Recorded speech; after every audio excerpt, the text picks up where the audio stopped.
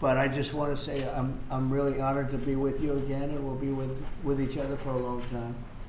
And your loved ones are looking down, and they're very proud. This is the new and improved Oval Office. We had an Oval Office, which was still the Oval Office, so I don't want to disrespect it, but now it's very special. You see what's happened, and everyone loves it.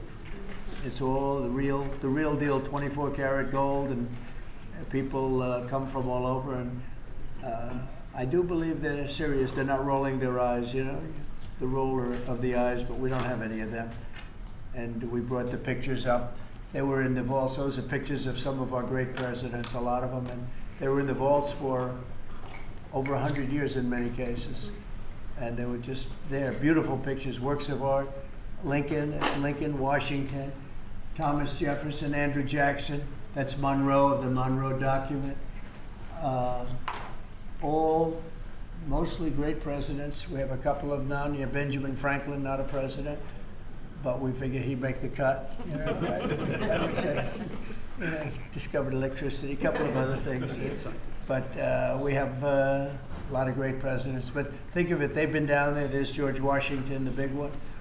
They've been down there for, in some cases, much more than 100 years, and we brought them out. I went through the vaults myself. I spent hours down there looking.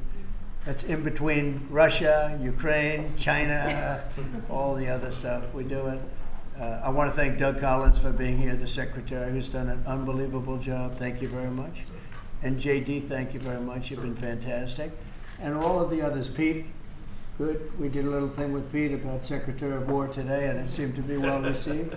We'll do it a couple of more times, and if everyone likes it, we'll make that change, Pete. You'll decide. But I just want to thank everybody for being here. Very special to me. A very special day. 4 years is a very special time, and now it's lightening up, but it'll never be really light. But there are some great souls that are looking down on you right now, and they're very proud of their parents and brothers and sisters, and but moms and dads especially. That's what I seem to have dealt with mostly. It's there's nothing tougher. So thank you very much. And the media, I want to thank you because you've been very respectful of this group of people. And they deserve it. They went through hell for no reason. It should have never happened. And I'm going to sign the proclamation now, and we will have a very special proclamation done and completed. Okay?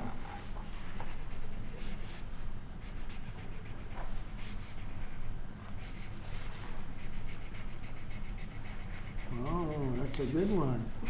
That's our good one. We rate them. I don't put them under the auto pen. I don't say, here, have the auto pen sign it, right? We don't do that. I don't know how anybody was allowed to do that. They actually weren't. Good one, right? Yes, a couple of good questions today. It's been very fair, actually. Okay? Do you have any questions on this subject, please? Mr. President, yes. The Defense Secretary has ordered a review of the Afghanistan withdrawal that is ongoing. I'm curious if you have any update on that review. And then for the families, I know that there was frustration with previous investigations on Capitol Hill. Are you satisfied with the speed of this investigation thus far? Yeah. Pete, do you want to answer that? Yes, sir. On behalf of this beautiful group, on behalf of these families, on behalf of your loved ones who fought for our nation, America deserves answers as far as what happened in Afghanistan. The military needs to answer for what happened in Afghanistan. So upon the President's direction, immediately we initiated an investigation which showed that there needed an even deeper dive. So Sean Parnell, our Pentagon spokesman, who himself is an Afghanistan veteran, is leading this effort. It's a top priority for us. We're getting access to all documents necessary, why decisions were made, why they weren't made, why certain force protection measures were ignored. Again, there's never been accountability for this. It's something that Joe Biden allowed to happen that never should have happened. Any objective observer knows that's not how you leave a country, and certainly these families know better than anyone else. These families deserve answers. We're going to be honest about it. We're going to get to the bottom of it. Sean Parnell, an Afghanistan vet, is leading it, and we're doing it on behalf of the American people. So I would anticipate middle of 2026. That's how thorough of a review we're doing. Hopefully a little bit sooner, but we're going into everything to get an understanding of what happened. So we remember these great 13 souls, but we also remember the people that were so badly injured our soldiers, 32 of them approximately. And we're in contact with them always also, but they lost arms and legs, and their faces were blown to pieces, and they're incredible, and they suffer with it, and so we understand that. It should have never happened, should have never been allowed to have happened, and they were in the wrong place. Bagram was the place to be. Big, massive airfield with hundreds of acres surrounding it. Nobody could get near it, and who would not have done that? But we had a bunch of incompetent people running our country. So we are going to talk for a little while. We'll talk about people that I've gotten to know, the sons and daughters and others that died. And there were hundreds of people that died that day, hundreds, many from the other side, needlessly also. They did nothing to hurt anybody. But that was a terrible day, and I think it was the worst day, and in many ways the most embarrassing day in the history of our country. And yet, at the same time, we learned so much that it's, we call it a big lesson. It won't happen again. A thing like that can never be allowed to happen again. Doug, would you like to say something, please? You've been so fantastic at the VA. I appreciate it. Thank you, Mr. President. For these families here, I think you expressed the nation's grief of what happened, and we saw just a tragic mistake that was there. Someone who has been in the military. I was in Iraq and others, but Afghanistan, when you saw that withdrawal, but what you suffered and went through. And for those that you've mentioned, Mr. President, who are injured, who took the VA, the Department of Defense, we're taking care of those folks, and we're going to continue to do so at your direction. But with the families, it's just one of those times. It's a place that never goes away. But I know from this president, is he's made a commitment that that memory will not be forgotten, and the cabinet understands that, and our American people understand that because of what you've done. And this is actually our biggest gathering today. So you must have heard Oval Office, and you said, I want to get there and be with Trump in the Oval Office. But it is a special place. But this is our biggest gathering in terms of the numbers, everybody here, because there was always somebody couldn't be, everybody's here. And that's a great honor. I think it's a great honor. JD, do you want to say a couple of words, please? Oh, sir, I just echo what you said. We're so honored to have all of you here. I know that days like today can't make the hurt go away, but hopefully 4 years on, we can start to remember with fondness and with a little bit of joy the people that were taken from us. We're so proud of you. We're so proud of your loved ones for giving their life for our country. And I think importantly today, this is a rectification of a wrong. The fact that the President of the United States lost your loved ones through incompetence, but never acknowledged it. And your government never actually put pen to paper to say, we're grateful for your sacrifice.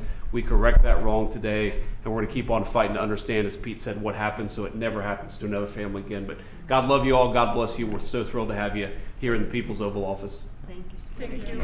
And I don't think they ever heard from Biden or anybody, did Nope. they ever? You never Really speak did to not. them. Nobody ever even called you.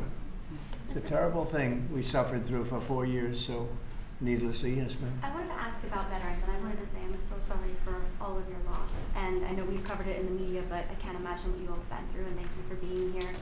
I wanted to ask, just on behalf of those veterans who served in Afghanistan and Iraq, and I know we talked about this in the Oval previously, about making sure care for those, for example, exposed to burn pits while serving. Yeah. Making sure that they have the care. Are you considering maybe a streamlined service like the World Trade Center healthcare program, and maybe the Veterans Secretary can comment too, but are you considering something like that to make sure, because it seems We're like they're considering a struggling lot to of get things. care. We take care of our vets. Nobody loves our vets more than me, and we take good care of our vets, great care of our vets.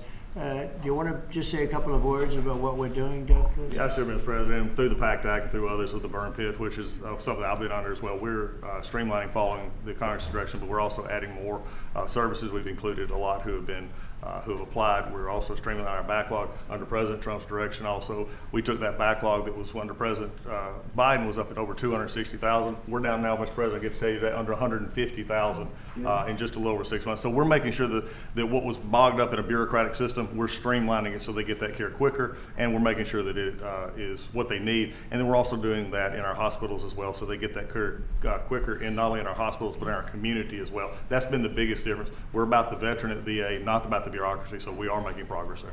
And the VA has a 93% approval rating.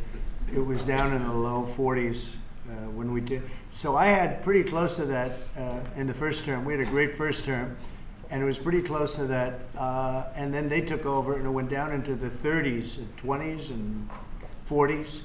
but it went down at one point to 28 or 29%, which is terrible. They gave away choice and accountability. Choice meaning you have the way to, as a veteran, you can go and you can choose who your doctor is, et cetera, et cetera. They gave that up. And accountability is getting rid of the people that were sadists and really bad people that abused our veterans and really badly abused them. And they got rid of both of them and we put them back. I couldn't believe when they did it. And anyway, but we're now, you've blown everybody away, Doug, at 93%. So we're 93% approval for our vets. And I like that, so that's good. And on the Department of War, how do you plan to do that? It requires an act of Congress to rename the Defense Department to the Department of War. We're just going to do it. I'm sure Congress will go along if we need that. I don't think we even need that, but if we need that, I'm sure Congress will go along. You know, that was the name when we won World War I, we won World War II, we won everything, and just to me seems like just a much more appropriate. The other is defense is too defensive, and we want to be defensive, but we want to be offensive too if we have to be. So it just sounded to me better, really like a better name. Yeah. Mr. President, Steve, go ahead. On the meeting with President Lee of South Korea, did you end up talking about trade and did you reach any conclusions? Yeah, I think we have a deal done. They had some problems with it, but we stuck to our guns. We are going to, they're going to make the deal that they agreed to make. And he's a very good guy, very good representative for South Korea. It's a very big trade deal. You know, it's the biggest deal they've ever made by far, but it's one of the biggest deals ever made. The biggest deal ever made is the one with the European nations, as you know. The Europe deal is the biggest deal ever made. I think it's the biggest deal ever made, period. And they pay us $950 billion coming into this country. And lots of other things. They're going to buy $750 billion worth of our oil and gas and all of the other things. So it's amazing. Our country is doing so well, so strong now. And you saw where the tariffs came in at $4 trillion, $4 trillion. And they just, the CBO, they just announced it. I told them that was going to happen, but they refused to give us credit for it. Now they're giving us credit because the money is flowing in. They just found $31 billion that nobody knew where it came from. And I said, check the tariff shelf. And they said, how did you know that's where it came from? Well, we're taking in a lot. Look, we were abused by tariffs for many years. Nobody in this country got it. No president got it until I came along. Nobody got it. We were abused by other countries. China, I mean, take a look. That's what they did is essentially what I'm doing, but we're doing it at a better scale, and we're making up for lost time, and we're also making sure a lot of these countries respect us for doing it. They couldn't believe what they got away with. I mean, I told a couple of people, what do you think? He said, one of them, a prime minister, said to me, I can't believe we got away with it so long. Just couldn't believe it. I'll tell you what, Prime Minister Abe, who was great of Japan, who was fortunately assassinated, he used to say, I can't believe we got away with this for so long. You know, they sent millions of cars in and we weren't allowed to send one car. They wouldn't accept one car in Japan, and yet they would send millions and millions of cars into our country. No tax, no nothing. So no, we're just doing the right thing, and it's making our country rich and beautiful, and it's very important. I felt so foolish for years watching this take place. You know, we did it in my first term with China. We took in hundreds of billions of dollars of tariffs. But when COVID came back, we focused on that. We did a really good job, but the whole world suffered with that one. It was a terrible thing. So we couldn't be tariffing countries. And if you looked at what happened to France and Spain and Italy and all, I'm not going to go say, by the way, we want tariffs. So, but now we do say that, and it's tremendous, and we're respected. We're the most respected we've ever been. Thank you very much, everybody. I appreciate it. Thank you.